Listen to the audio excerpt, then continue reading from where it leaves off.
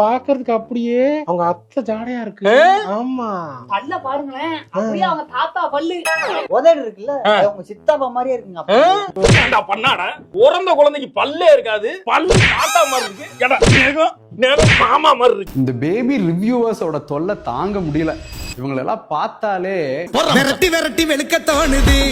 என்னை கேட்டா குழந்தையும் நியூ பார்ன் பேபியும் ஃபர்ஸ்ட் கொஞ்ச நாள் டிஸ்டர்ப் பண்ணாம இருக்கிறதா பெஸ்ட். போன் பண்ணி என்னன்னு நலன் விசாரிச்சீங்கன்னா போதும், நேர்ல போய் பார்க்கணுங்கிறது கூட கிடையாது. அதை விட்டுட்டு நேர்ல போய் பார்த்து மூக்கு சப்பையா இருக்கு, விரல் நீளமா இருக்கு, அதுலயும் ஒருத்தங்க காது குழந்தை நல்ல சிவப்பா இருக்கு ஆனா காது மட்டும் கருப்பா இருக்கு, ஃபுல் உடம்பு இனி கருப்பாயிடும். ஏங்க இதெல்லாம்? அப்படிலாம் ஒண்ணுமே கிடையாது. காது கலருக்கு ஃபுல் பாடியும் மாறிடும் அப்படிங்கறதுல ஒரு பெரிய பொய்.